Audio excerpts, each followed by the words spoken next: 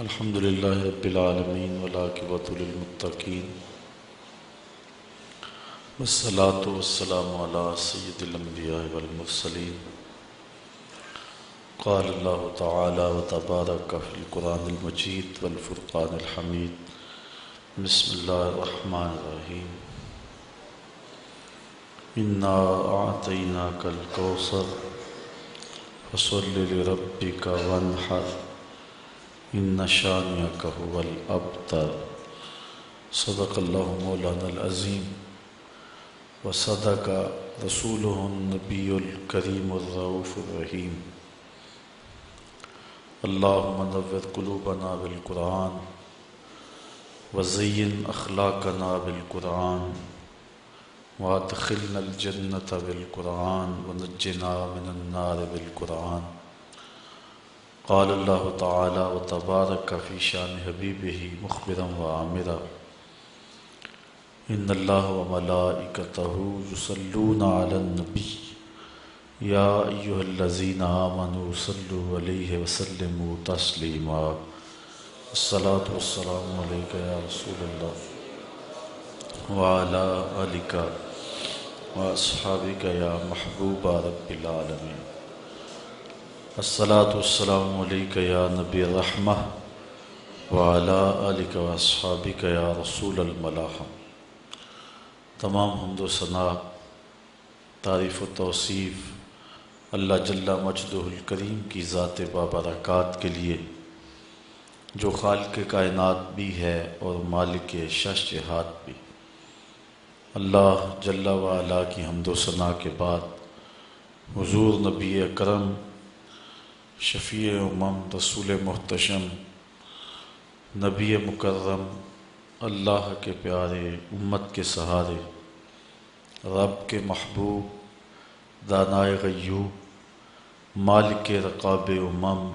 فخر عرب و عجم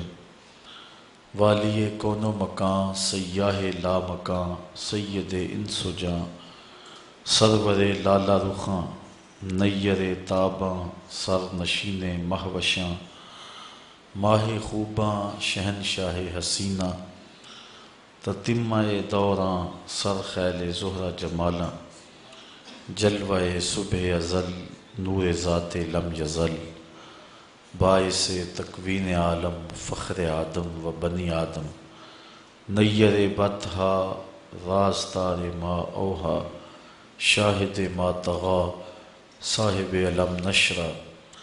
معصوم آمنہ احمد مجتبیٰ حضرت محمد مصطفیٰ صلی اللہ علیہ وسلم کے حضور ناز میں اپنی عقیدتوں ارادتوں اور محبتوں کا خراج پیش کرنے کے بعد واجب الاحترام ذوی الاحتشام برادران اسلام السلام علیکم ورحمۃ اللہ وبرکاتہ۔ آپ کے سامنے سورۃ الکوثر کی تلاوت کا شرف حاصل کیا ہے اور آج کی اس نشست میں اسی پر کچھ گفتگو آپ کے گوش گزار کروں گا۔ اللہ تعالی میری زبان پر کلمۃ الحق جاری فرمائے۔ حضرت عبداللہ ابن عباس رضی اللہ تعالی عنہ کا خیال ہے کہ یہ سورت مدینۃ المنورہ میں نازل ہوئی۔ حضرت انس رضی اللہ تعالی عنہ کا خیال بھی یہی ہے، لیکن حضرت عائشہ، حضرت سعید بن جبیر رضی اللہ تعالی عنہما اور دیگر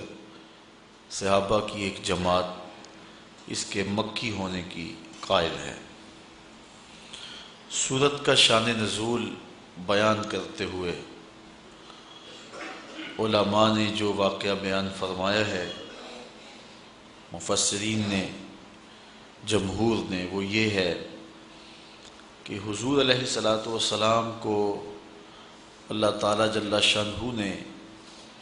اولاد کی دولت سے مالا مال کیا، بیٹیاں بھی عطا فرمائیں اور بیٹے بھی عطا فرمائے۔ چونکہ حضور کے بعد نبوت کا سلسلہ منقطع ہو جانا تھا اور حضور آخری نبی ہیں، تو اللہ تعالیٰ کی حکمت یہی تھی کہ حضور علیہ السلام کے بیٹوں کا انتقال ہو جاتا۔ تو حضرت قاسم حضور کے فرزند کا انتقال ہوا، اس کے بعد حضور کے بیٹے حضرت عبداللہ کا انتقال ہوا۔ حضرت طیب اور طاہر یہ حضرت عبداللہ ہی کے لیے آپ کے القابات بولے جاتے ہیں۔ تیسرے فرزند حضور کے حضرت ابراہیم علیہ السلام ہیں۔ تو جب حضرت عبداللہ کا انتقال ہوا تو کفار بہت خوش ہوئے، اور ان کو یہ خبر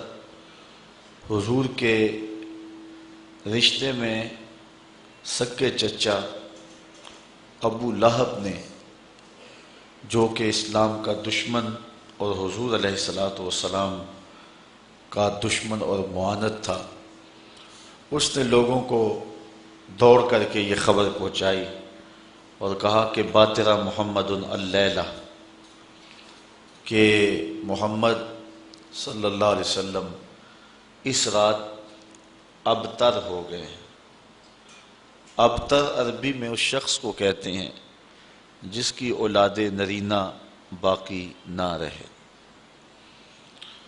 تو کافر اس خبر پہ بہت زیادہ خوش ہوئے،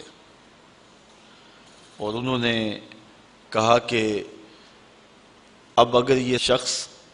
اپنے سلسلے کو پھیلا بھی لیتا ہے تو یہ اس کی زندگی تک ہی ہوگا، بعد میں اس دین کا کوئی نام لینے والا نہیں رہے گا، اس لیے کہ جب اس کی اپنی اولاد نرینہ نہیں رہی تو پھر جانشینی اور اس پیغام کے ابلاغ کے لیے آگے کون بڑھے گا اور اس پیغام کو کون آگے پھیلائے گا۔ اور ایک روایت میں آس بن وائل، یہ وہ بدبخت شخص ہے کہ جس نے حضور علیہ السلام کو یہ طعنہ دیا کہ آپ ابتر ہیں، تو اس پر یہ سورت، جسے سورہ الکوثر کہا جاتا ہے اور اس کے اور بھی متعدد نام ہیں، نازل ہوئی۔ حضور علیہ السلام کا دل دکھا، اور آقا کریم علیہ السلام کافروں کے ان طعنوں سے اور ان باتوں سے کافی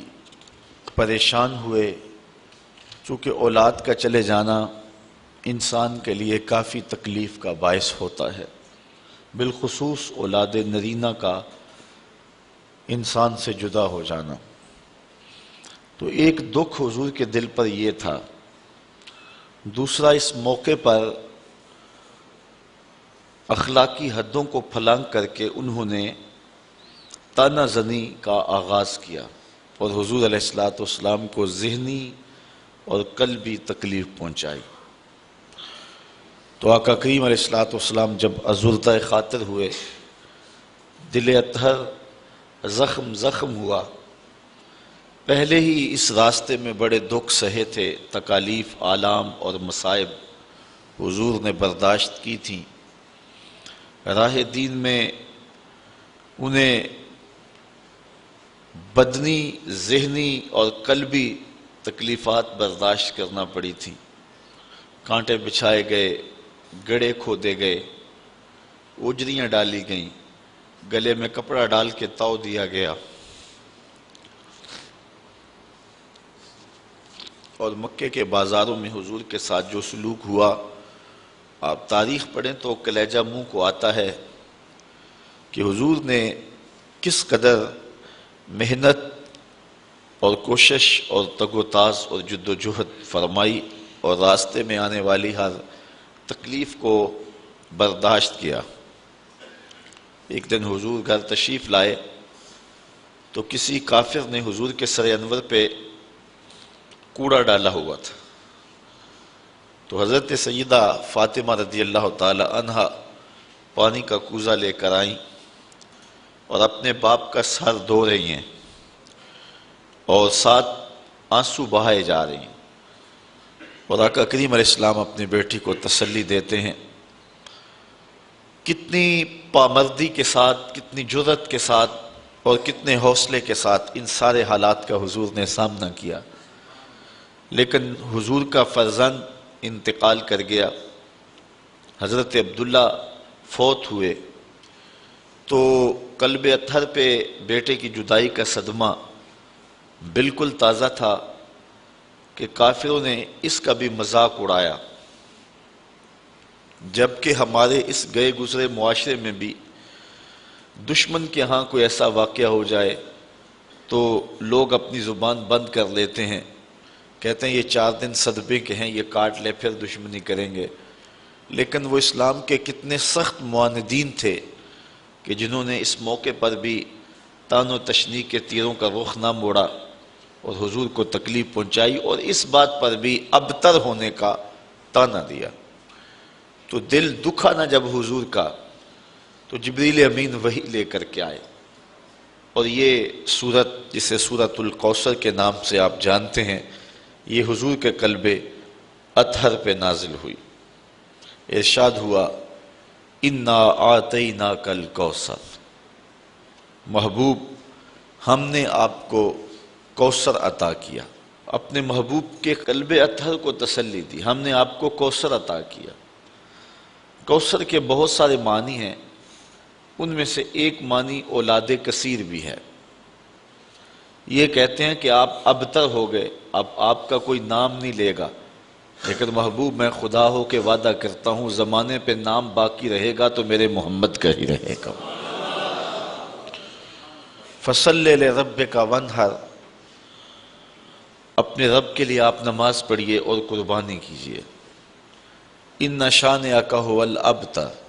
بے شک آپ کا جو مبغض ہے، دشمن ہے، معاند ہے، عاص بن وائل کی اولاد تلاش کرنے نکل جائیں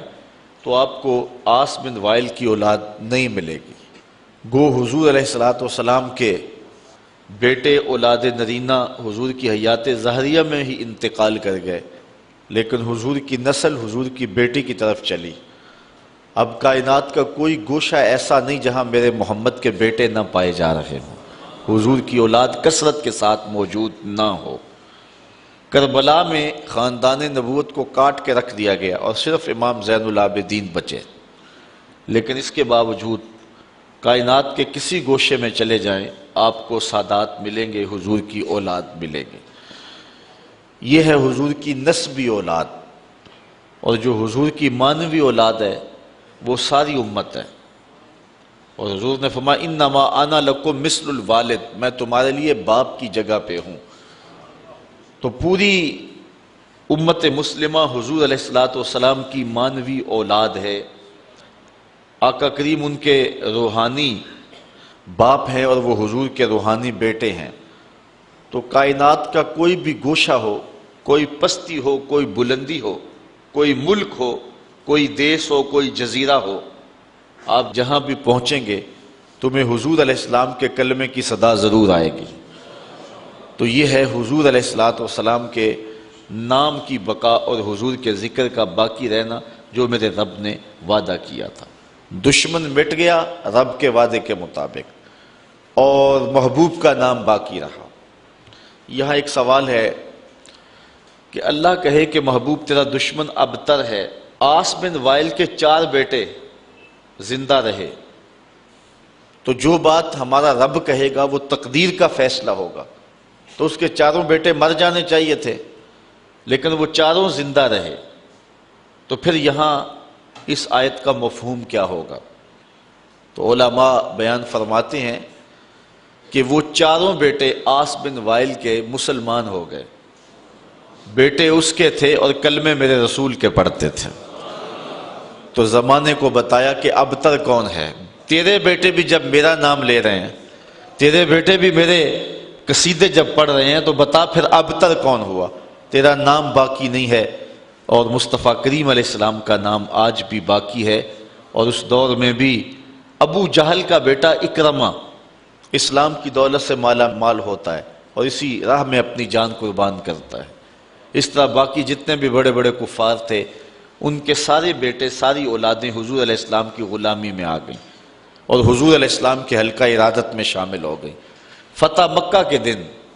10,000 صحابہ کے ساتھ حضور مکے میں داخل ہوئے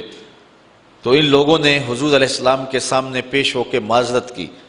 اپنے دروازے کھول دیے، حضور کا استقبال کیا، اور پھر پوری کائنات پر حضور علیہ السلام کی عظمت کا ڈنکا بجنے لگا، اور آقا کریم علیہ السلام کے دین کا غلبہ اس انداز میں اور اس صورت میں ہوا کہ ایک شخص بھی مکے کے اندر اب کافر موجود نہیں ہے، اور حضور علیہ السلام کی زندگی اور حیات ظاہریہ کے اندر ہی تمام کا تمام مکہ جو ہے وہ اہل ایمان سے بھر گیا تھا۔ تو یہ حضور علیہ السلام کی عظمت ہے جس کا بیان ہے۔ اب تھوڑی سی گفتگو اس صورت پر آپ کے گوش گزار کرنا چاہوں گا۔ اللہ تعالیٰ جل شانہ نے ارشاد فرمایا اِنَّا آتَيْنَاكَ الْكَوْثَرَ، بے شک ہم نے آپ کو کوثر عطا کیا۔ یہاں اتینا کے لفظ نہیں ہے، آتینا کے،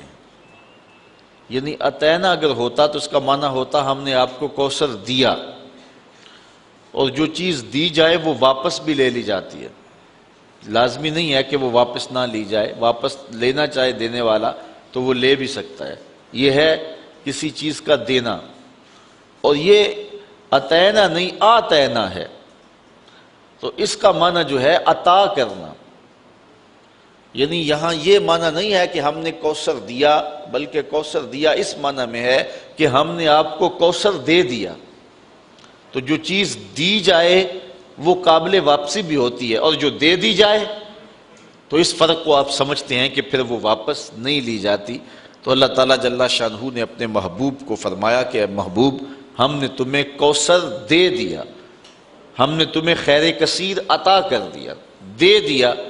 تو اللہ تعالیٰ جل شانہ کی یہ عطا خاص ہے جو محبوب علیہ السلام کو عطا کی گئی۔ دوسرا لفظ ہے کوثر۔ کوثر ہر کثرت کو کہتے ہیں، الخیر الکثیر فی الدنیا والدین، دنیا اور دین کی ہر کثرت کو کوثر کہتے ہیں، وخیرات الآخرہ، اور آخرت کی ہر بھلائی کو کوثر کہتے ہیں، یعنی کوثر کے دامن میں وسعت بہت ساری ہے۔ ہم نے آپ کو کوثر دیا یعنی بہت ساری کثرتیں عطا فرمائیں۔ اس پر علماء نے بہت کچھ لکھا ہے اور اس کے کئی معنی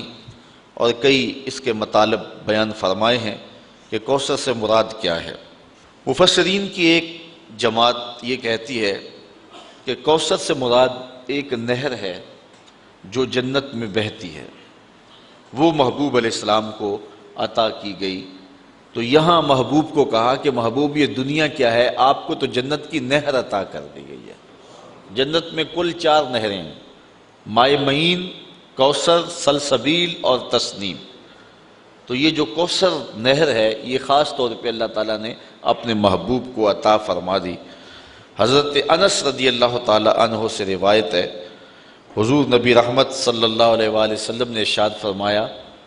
کہ جنت میں ایک نہر ہے جس کا نام کوثر ہے،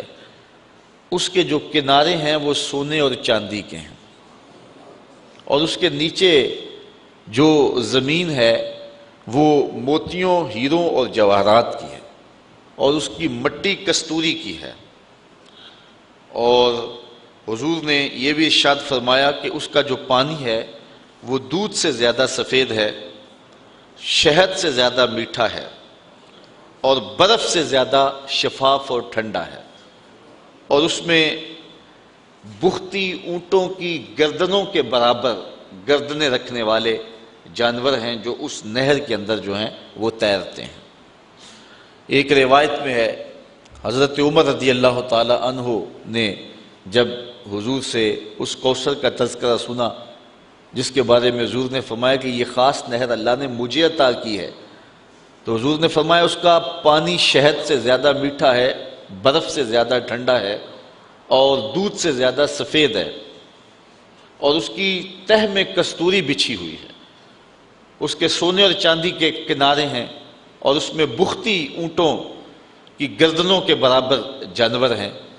تو حضرت عمر رضی اللہ تعالیٰ عنہ نے عرض کی حضور پھر تو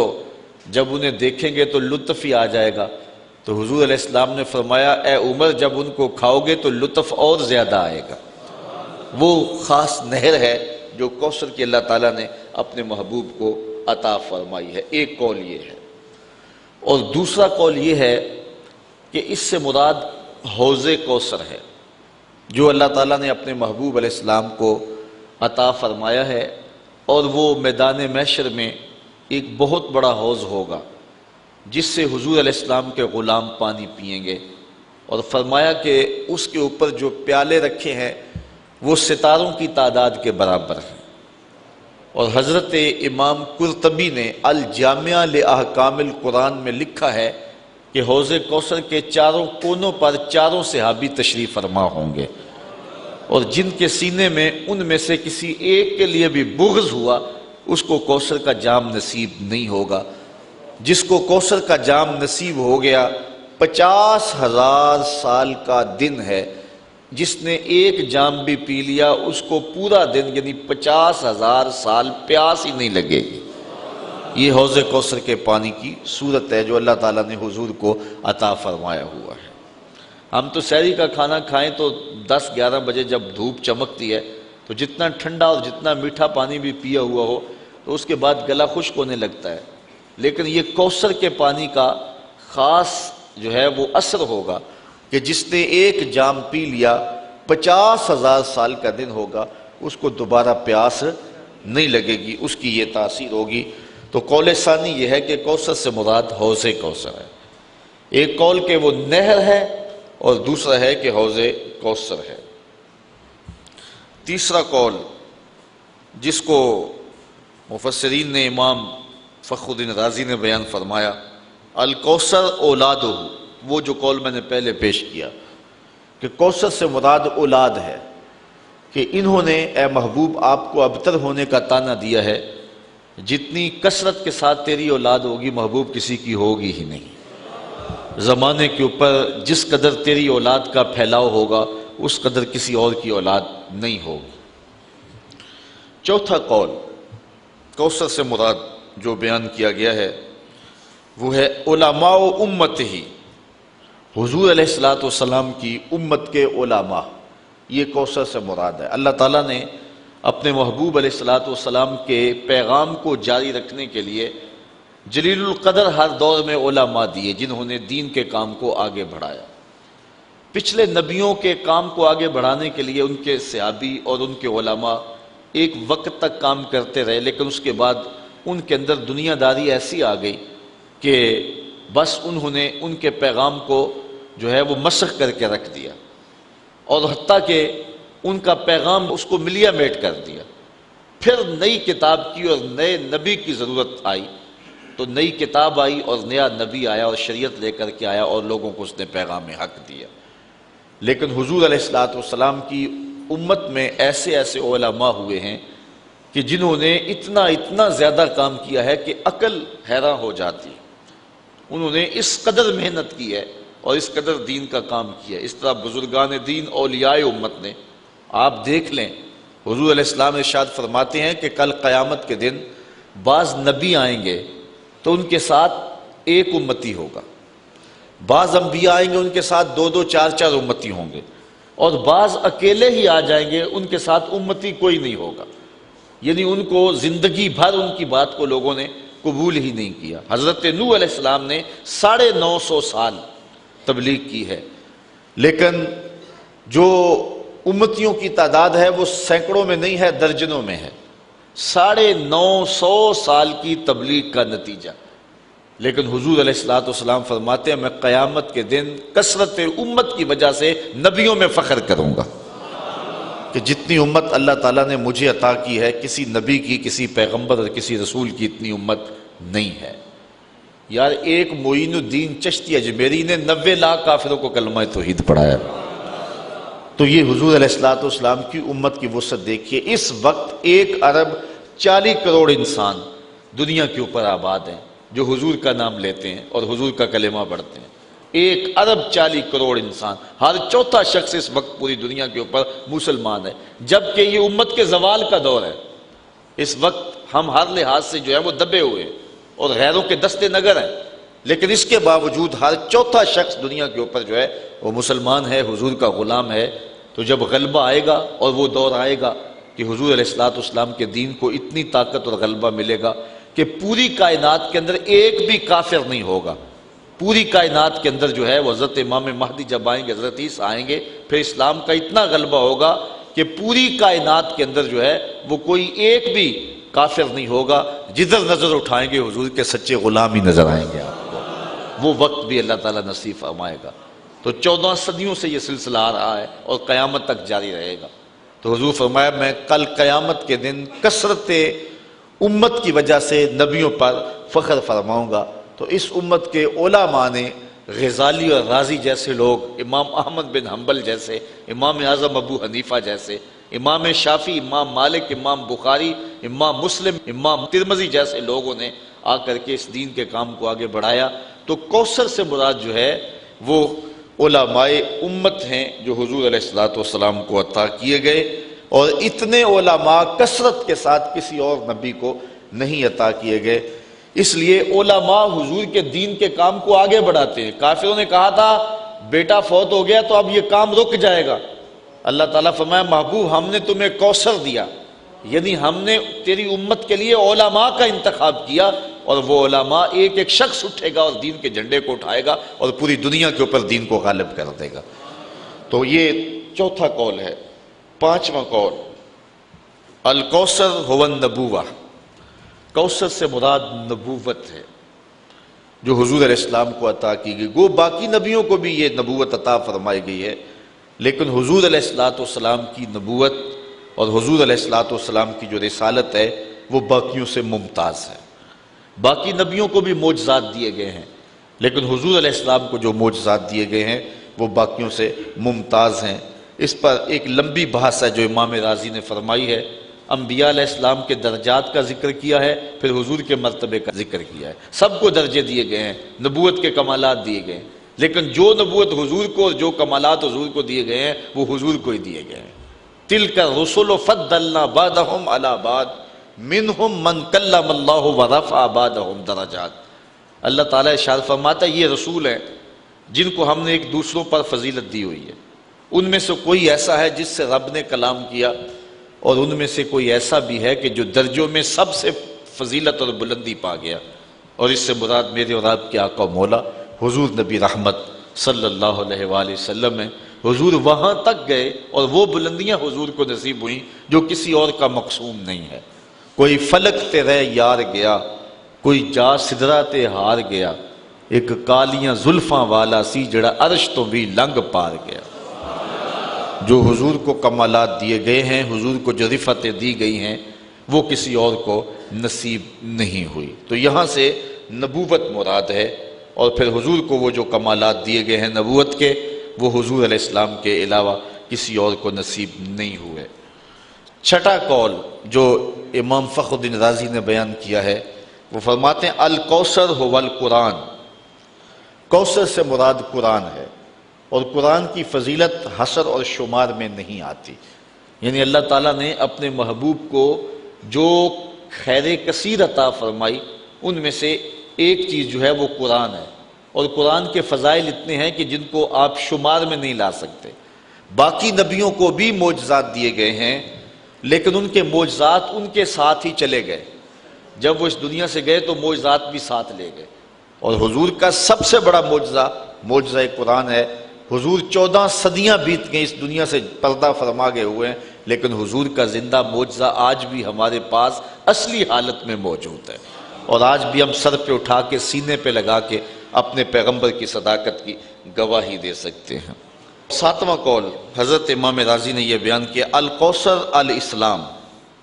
کوثر سے مراد جو ہے وہ اسلام ہے، اس لیے کہ دنیا اور آخرت کی بھلائیاں اسلام سے حاصل ہوتی ہیں۔ اسلام نہیں ہے تو دنیا کے اندر بھی خیر نہیں ملتا اور آخرت میں بھی بھلائی نصیب نہیں ہوتی۔ تو اللہ تعالیٰ نے اپنے محبوب کو جو فرمایا کہ ہم نے تمہیں کوثر عطا کیا، تو اس کا مطلب ہے ہم نے آپ کو خیر کثیر عطا فرمایا۔ 8واں قول الکوثر کثرت الاتباع والاشیاء، یہ وہی بات ہے جو علماء کے زمرے میں آپ کی گوش گزار کر دی کہ حضور کے ماننے والوں کی کثرت ہے، یعنی باقی لوگوں کو یہ کثرت نہیں دی گئی جو حضور کو دی گئی ہے۔ میں نے حضرت نوح علیہ السلام کا ذکر کیا ہے کہ انہوں نے 950 سال تبلیغ فرمائی ہے، یہ ان کی عمر تبلیغ ہے، ویسے ان کی زندگی زیادہ ہے لیکن عمر تبلیغ 950 سال ہے،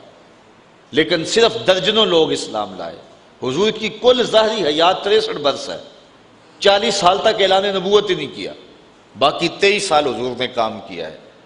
ان 23 سالوں کے اندر پہلے جو 13 سال مکی ہیں انتہائی کٹھن حالات میں گزرے۔ مدینے میں چلے گئے تو پہلے جنگوں میں الجھا دیا گیا، اس کے بعد کچھ سال موقع ملا، چلو آپ پورے 23 سال شمار کر لیں۔ تو ان 23 سالوں کے اندر حجۃ الوداع کے موقع پہ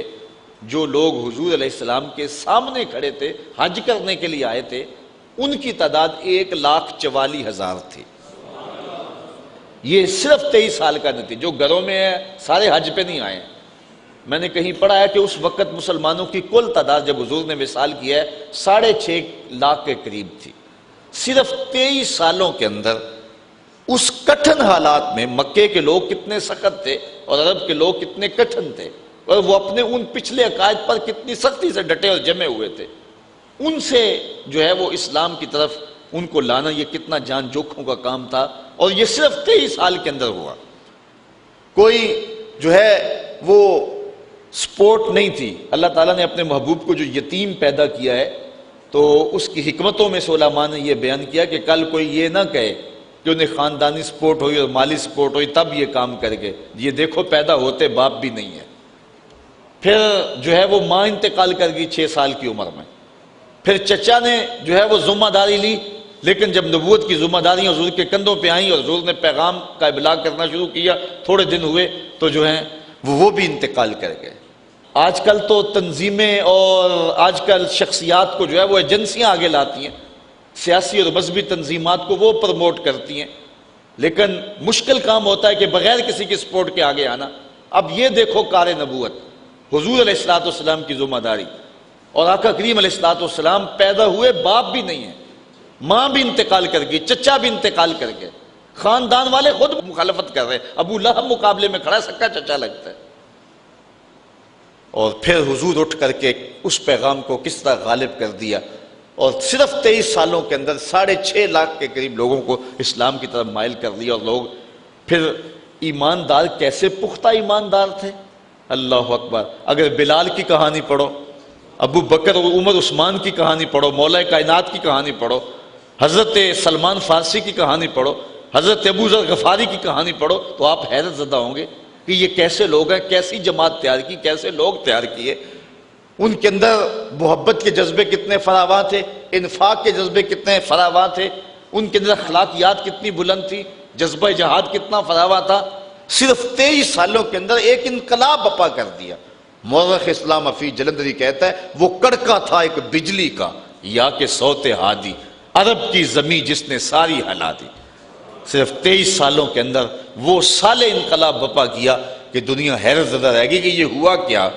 ایک عرب نے آدمی کا بول بالا کر دیا، خاک کے ذروں کو ہم دوش سریا کر دیا۔ تو یہ حضور کا کام تھا جو مختصر عرصے میں حضور نے کیا۔ تو کوثر سے مراد کثرت متبعین ہیں جو حضور علیہ السلام کی اتباع کرنے والے ہیں۔ 9واں قول علماء بیان فرماتے ہیں الفضائل الکثیر اللاتی فیہ، کہ حضور علیہ السلام کے کثرت کے ساتھ فضائل ہیں۔ ان میں سے ایک یہ کہ حضور کی امت جو ہے وہ تمام نبیوں کی امتوں سے افضل ہے، اور حضور تمام نبیوں سے افضل ہیں، اور حضور علیہ السلام کو اللہ تعالیٰ نے جو سب سے افضل کتاب ہے قرآن مجید وہ عطا فرمائی، یعنی حضور علیہ السلام کو ہر شے فضیلت والی عطا کی۔ کتاب دی تو وہ کتابوں سے افضل، امت دی تو وہ امتوں سے افضل۔ کوثر سے مراد ایک قول امام رازی یہ بیان کرتے ہیں الکوثر رفعت الذکر، کوثر سے مراد ذکر کی رفعت ہے، یعنی کائنات پہ جتنا ذکر میرے رسول کا ہوا کسی اور کا ہوا ہی نہیں ہے۔ اس وقت بھی آپ دیکھ لیں جاوا کے ساحل سے لے کے رباط کے کوچہ و بازار تک، شرق سے لے کر غرب تک، شمال سے لے کے جنوب تک، کائنات کا کوئی گوشہ ایسا نہیں ہے جس گوشے میں ہر وقت حضور علیہ الصلوۃ والسلام کا نام اذانوں میں گونج نہ رہا ہو۔ پوری کائنات کے اندر ایک لمحہ بھی ایسا نہیں ہوتا جب حضور علیہ الصلوۃ والسلام کے نام کی دہائی نہ دی جا رہی ہو اور اذان نہ پکاری جا رہی ہو۔ پھر جو درود شریف پڑھنے والے لوگ ہیں، حضور کا ذکر کرنے والے لوگ ہیں، یہ یہاں ہزاروں کی تعداد میں ہم لوگ بیٹھ کر کے حضور کا ذکر کر رہے ہیں، تو صرف سیالکوٹ میں ہی اس کے علاوہ اس وقت کتنے لوگ ہوں گے کہ جو حضور علیہ السلام کے ذکر میں مجالس سجائے بیٹھے ہوئے ہوں گے، دروس قرآن میں حضور کا تذکرہ کر رہے ہوں گے۔ پھر پورے ضلع میں پھیل جائیں، پورے صوبے میں، پورے ملک میں، پھر پوری اسلامی دنیا میں چلے جائیں، تو جتنی رفت ذکر اللہ نے اپنے محبوب کو عطا فرمائی ہے، اور پھر جب ربیع الاول کا موسم آتا ہے، اور پھر بالخصوص جب وہ سہانی گھڑیاں آتی ہیں جس لمحوں کے جرمٹ میں حضور پیدا ہوئے ہیں، تو اس وقت ذرا دیکھیں کائنات میں کوئی گوشہ ایسا نہیں ہوتا ہے۔ بلکہ میں نے آپ کو اس بار ربیع الاول کے موقع پہ بتایا تھا کہ سمندروں کی سطحوں کے اوپر چھوٹی کشتی اور جہاز کرائے پہ لے کر نا جو ہے وہ ساحل سمندر کے اوپر لوگوں نے سمندر کی سطح پر بھی حضور کے نام کا جھنڈا لہرایا ہے کہ یہ سمندر بھی جو ہے وہ حضور کے ذکر سے خالی نہ رہ جائیں۔ تو پہاڑوں کی تہوں میں اور غاروں میں اور اونچی چوٹیوں پر، عالم کفر میں، عالم اسلام میں، کائنات کا کوئی گوشہ ایسا نہیں ہوتا کہ جہاں حضور کا ذکر نہ ہو۔ مولانا ظفر علی خان نے کیا خوب بات کہی، کیا ہی شان احمدی کا چمن میں ظہور ہے، ہر گل میں ہر شجر میں محمد کا نور ہے۔ تو کائنات کا ایک گوشہ حضور کے ذکر سے تر رہتا ہے۔ تو کوثر کا یہ مفہوم ہے جس کو حضرت امام فخر الدین رازی نے بیان کیا، اور حضور کے ذکر کو رفت اتنی دی گئی ہے کہ اللہ تعالیٰ جل شانہ نے فرمایا، محبوب اذا ذکرت ذکرت معی، جب میرا ذکر ہوگا تو میرے ذکر کے ساتھ تیرا بھی ذکر ہوگا۔ کبھی ایسا نہیں ہوا کہ ذکر خدا مصطفیٰ کے ذکر سے جدا ہو، وہ ذکر ذکر ہی نہیں ہے خدا کا جو مصطفیٰ کے ذکر کے ساتھ نہ ہو۔ تو یہ رفت ذکر، یہ کوثر کا ایک مفہوم ہے۔ اچھا، اس کا ایک مفہوم امام رازی نے یہ بیان فرمایا، اس سے مراد علم ہے جو اللہ نے اپنے محبوب کو عطا کیا گیا، چونکہ علم بہت بڑی دولت ہے جو اللہ تعالیٰ نے اپنے محبوب کو عطا فرمایا۔ علم کی وسعت کا عالم یہ ہے، وَعَلَّمَكَ مَا لَمْ تَكُنْ تَعْلَمْ وَكَانَ فَضْلُ اللَّهِ عَلَيْكَ عَظِيمًا۔ اے محبوب، آپ جو بھی نہیں جانتے تھے تمہارے رب نے آپ کو سب کچھ عطا کر دیا، اور یہ آپ پر اللہ کا بہت بڑا فضل ہے۔ جس فضل کو اللہ بھی بڑا کہہ رہا ہے وہ کتنا بڑا ہوگا۔ تو حضور علیہ السلام کو کائنات کی ہر چیز کا علم عطا فرما دیا گیا، اور کوئی چیز حضور کی نگاہوں سے مخفی نہیں رکھی گئی، بلکہ حضور علیہ السلام کو اتنا کچھ علم عطا کرنے کے بعد پھر مالک نے کہا، قُلْ رَبِّ زِدْنِي عِلْمًا، محبوب تو پھر میرے حضور دعا مانگا کر، مالک میرے علم میں اور برکت عطا فرما دے اور اضافہ کر دے۔ اور حضور کے علم کی وسعت کا عالم یہ ہے کہ حضور کے زمانے اور حضور کے دور کی ہر شے کا علم تو حضور کو تھا ہی تھا، جو گزرے ہوئے ادوار تھے وہ بھی حضور کے سامنے تھے، آنے والے بھی حضور کے سامنے ہیں۔ اور بلکہ آقا کریم نے فرمایا، قرب قیامت میں جب دجال آئے گا اور میرے غلام اس دجال کے مقابلے میں نکلیں گے اور اس کے مقابلے میں جو ہے وہ ٹکراؤ کریں گے، انی لعارف اسماءہم واسماء آبائہم والوان خیولہم، میں اپنے ان غلاموں کے ناموں کو جانتا ہوں، ان کے باپوں کے ناموں کو جانتا ہوں، جن گھوڑوں پہ چڑھ کے جہاد کریں گے ان گھوڑوں کے رنگوں کو بھی جانتا ہوں۔ یہ علم اللہ تعالیٰ نے اپنے محبوب کو عطا فرمایا۔ کوثر سے مراد خلق حسن ہے، یعنی حضور کو اللہ تعالیٰ جل شانہ نے یہ جو خلق حسین عطا فرمایا، خود فرمایا وَإِنَّكَ لَعَلَىٰ خُلُقٍ عَظِيمٍ، جو اللہ نے اپنے محبوب کو خلق عطا فرمایا۔ کوثر سے مراد ایک معنی یہ بھی علماء نے بیان فرمایا، کوثر سے مراد مقام محمود ہے،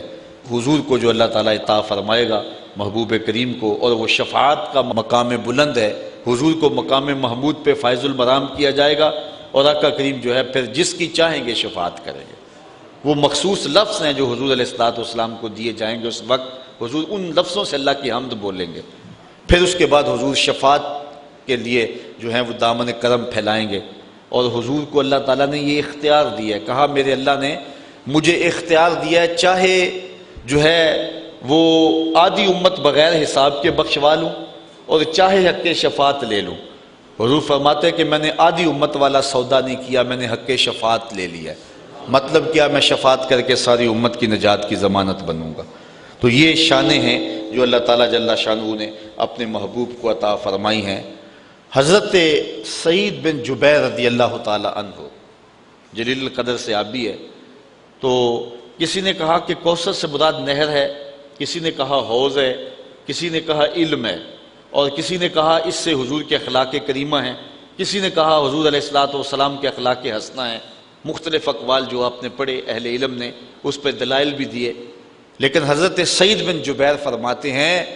کہ حوض کوثر کو یا نہر کوثر کو کوثر سے مراد لینا، آپ فرماتے ہیں یہ ٹھیک نہیں ہے، بلکہ اللہ تعالیٰ نے اپنے محبوب علیہ السلام کو جو کوثر عطا فرمایا ہے اس میں سے ایک حوض کوثر بھی ہے اور ایک نہر کوثر بھی ہے، اور جو عطا فرمایا ہے وہ ان ساری چیزوں کو محیط ہے، اور یہ ساری چیزیں کثرت کے زمرے میں آتی ہیں۔ اللہ نے محبوب کو اتنا دیا ہے کہ کمی نہیں چھوڑی، تو آپ جو بھی تشریح کر لیں۔ یہ امام رازی نے کئی اقوال لکھے، ابھی میں نے آپ کے سامنے کچھ رکھے، اور بہت سارے اقوال ابھی آگے موجود بھی ہیں، تو بہت سارے اقوال علماء نے بیان کیے، اس پر سیر حاصل گفتگو کی، بہت کچھ کہا، لیکن صحابی رسول حضرت سعید بن جبیر رضی اللہ تعالیٰ عنہ نے کوثر کی تفسیر کرتے ہوئے جو بات فرمائی وہ کتنی جامع بات فرمائی۔ آپ فرمانے لگے جو بھی آپ کہہ لیں اس پر جو دلائل دے لیں،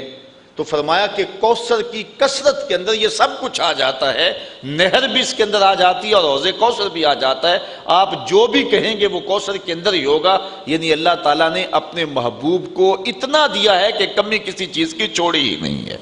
یہ ہے کوثر کا مفہوم۔ اور یہ بیان کرنے کے بعد فرمایا کہ محبوب ہم نے تمہیں کوثر دیا، فَصَلِّ لِرَبِّكَ وَانْحَرْ، تو آپ پھر اپنے رب کی نماز پڑھی۔ جب اتنی عطائیں ہوں تو پھر اس کے حضور سجدہ ریزی کیجیے۔ اس لیے جب اللہ کوئی نعمت عطا کرے، اس کی عطا ہو، تو فوراً شکرانے کے نوافل ادا کرنے کا حکم دیا ہے۔ تو اللہ تعالیٰ جل شانہ نے بھی اپنے محبوب کو ارشاد فرمایا فَصَلِّ، تو آپ نماز ادا کیجیے، نماز پڑھیے، لِرَبِّكَ، اپنے رب کے لیے، وَانْحَرْ، اور قربانی دیجیے، جانور ذبح کیجیے، جو ہے وہ اونٹ ذبح کیجیے، راہ حق میں خیرات کیجیے۔ اسی طرح جب کسی کو بھی خوشی ملے، کوئی کثرت پائے، تو وہ نفل بھی پڑھے اور خیرات بھی کرے راہ خدا میں۔ یہ حکم اللہ تعالیٰ نے اپنے محبوب کو عطا فرمایا۔ باقی جب کسی کو کوئی نعمت ملے، کوئی کرم نوازی ہو، تو پھر حاسد بھی پیدا ہو جاتے ہیں۔ کوئی دولت مل جائے پھر بھی حاسد ہے، عزت مل جائے پھر بھی حاسد ہے، شہرت مل جائے پھر بھی حاسد ہے۔ تو یہ تو ایک فطری بات ہے۔ تو اللہ تعالیٰ نے محبوب کو اتنا کچھ عطا کیا، پھر حاسدین بھی تو اتنے ہوں گے۔ تو اللہ تعالیٰ نے محبوب کو پھر تسلی دی، اِنَّ شَانِئَکَ هُوَ الْأَبْتَرُ، محبوب اس کی فکر آپ نہ کریں، تیرے دشمن ابتر ہو جائیں گے، وہ جو کریں گے ان کے سارے منصوبے خاک میں مل جائیں گے، اور تیرا جھنڈا زمانے میں اونچا ہو جائے گا، اور کائنات میں جو عزتیں اور جو رفتیں میں تجھے عطا کی ہیں ان کو تیری ذات سے کوئی چھین نہیں سکے گا۔ اور جو ہے وہ حاسد جو ہے وہ محسود کی نعمت کا زوال چاہتا ہے، یہ حاسد کا کام ہوتا ہے۔ اس لیے اِنَّ شَانِئَکَ هُوَ الْأَبْتَرُ، جو تیرا مبغض ہے، جو تیرا دشمن ہے، وہ تباہ و برباد ہو جائے گا، اور وہ کبھی بھی جو ہے وہ یہ دولت آپ سے نہیں چھین سکے گا، اور آپ کو جو عزتیں اور عطائیں ہم نے عطا کی ہیں ان کو جو ہے وہ کوئی بھی آپ سے نہیں لے سکے گا۔ تو واقعی ایسا ہوا کہ محبوب علیہ السلام کے جو دشمن تھے وہ ابتر ہو گئے، ذلیل و رسوا ہو گئے، زمانے کے اوپر ان کا نام و نشان بھی نہ رہا۔ لیکن محبوب علیہ السلام تو خیر محبوب رہے نا، حضور کا نام و نشان کیا کوئی مٹا سکتا ہے، اور حضور کا ذکر کون کوئی کم کر سکتا ہے؟ میرے محمد عربی کے بلال کا ذکر کوئی کم نہیں کر سکتا ہے۔ یہاں علامہ اقبال علیہ رحمہ کا لہجہ دیکھیے، کتنی خوبصورت بات کر گئے۔ اقبال یہ کس کے عشق کا فیض عام ہے، رومی فنا ہوا حبشی کو دوام ہے۔ اس وقت کا جو ہے وہ عظیم المرتبت شخص، اس دور کا سلطنت روم کا شہنشاہ، اس دور کی سپر پاور آپ کہہ لیں، اس دور کا اوباما کہہ لیں آپ، لیکن اس دور کے اوباما کا آج دنیا نام بھی نہیں جانتی کہ وہ رومی شہنشاہ کا نام کیا تھا۔ لیکن معاشرے میں جس کو سب سے کم تر اس زمانے میں سمجھتے تھے وہ غلام کو سمجھتے تھے، اور بلال حبشی رضی اللہ تعالیٰ عنہ جو کہ غلاموں کی صف کا آدمی ہے، حضور سے جڑا ہے، اوج ثریا کی بلندیوں تک پہنچ گیا۔ آج 14 صدیاں بیت گئی، بلال کا نام آج بھی ممبروں پہ لیا جا رہا ہے، اور اس وقت کا جو سپر مین کہلاتا تھا آج اس کا نام بھی زمانے کو یاد نہیں ہے۔ تو اقبال کہتا ہے پھر بتاؤ نا، پھر نام باقی کس کا رہا؟ جب میرے مصطفیٰ کے غلام کا نام کوئی نہیں بتا سکتا ہے تو میرے محمد عربی کے نام اور ذکر کو کون نیچا کر سکتا ہے؟ تو اس لیے اللہ تعالیٰ نے فرمایا محبوب پریشان نہیں ہونا ہے، جمع خاطر رکھنا ہے، تسلی رکھنی ہے، یہ دشمنوں نے آپ کو جو تانا دیا اس سے آپ کا دل ضرور دکھا اور آپ کو تکلیف ضرور پہنچی، اور جو ہے وہ انسان کی طبع کی جو ہے وہ نزاکت ہی ایسی ہے کہ اس کو تکلیف اس سے ہوتی ہے، لیکن تیرا رب محبوب تجھ کو تسلیاں دے رہا ہے کہ ہم نے تجھے کوثر عطا کیا، یہ جو مرضی کرتے پھریں، جو مرضی بھونکتے پھریں، ان کے کہنے سے کچھ نہیں ہوگا، نہ تیری عظمتیں کم ہوں گی اور نہ تیری عظمتوں کو گھٹایا جا سکے گا۔ بس آپ اپنے رب کے حضور نماز ادا کیجئے اور قربانی کیجئے۔ اور رہی بات آپ کے دشمن اور معاندین کی، ان شانئک ھو الابتر، وہ ہمیشہ ابتر ہی رہیں گے۔ اس زمانے میں بھی جن لوگوں نے حضور علیہ الصلوۃ والسلام کو گالیاں دی، برا بھلا کہا، آج ان کا نام جو ہے وہ معاشرے سے، دنیا سے، تاریخ سے جو ہے وہ مٹ گیا، اگر موجود ہے تو ایک بدنما دھبے کی صورت کے اندر موجود ہے۔ اس طرح وہ بد نصیب جو اس دور میں حضور نبی رحمت صلی اللہ علیہ وسلم کی توہین کرتے ہیں، یہ بھی دنیا کے اوپر رسوائی اور ذلت کی زندگی اب بھی گزار رہے ہیں۔ سلمان رشدی نے کہا تھا کہ میری زندگی بھی کوئی زندگی ہے کہ جو ہے وہ روشن دان پر چڑیا بھی پر مارے تو میں جو ہے وہ خوف زدہ ہو جاتا ہوں کہ کوئی شخص جو ہے وہ میری جان لینے کے لیے آ گیا ہے، نہ میں آزادی سے گھوم سکتا ہوں اور نہ جو ہے وہ میں اپنے گھر کے اندر اپنے آپ کو محفوظ سمجھتا ہوں۔ تو جس شخص نے جو حضور علیہ الصلوۃ والسلام کی توہین کی، اس کی زندگی تنگ کر دی گئی اور دنیا کے اوپر بھی رسوا کر دیا گیا، ابھی آخرت کی رسوائی باقی ہے۔ تو اس لیے حضور کے معاندین، حضور کے دشمن مٹا دیے جائیں گے، ان کا تشخص ختم کر دیا جائے گا۔ اور جہاں تک حضور کا نام ہے، اعلیٰ حضرت کا یہ شعر کتنا آفاقی ہے۔ آپ فرماتے ہیں کہ رہے گا ان کا چرچا یوں ہی رہے گا، پڑے خاک ہو جائیں جل جانے والے۔ آفاق کے ہر ہر گوشے میں قرآن سنا کر دم لینا، اب رکنا نہیں، اب تھمنا نہیں، فردوس میں جا کر دم لینا، آفاق کے ہر ہر گوشے میں قرآن سنا کر دم لینا، اب رکنا نہیں، اب تھمنا نہیں۔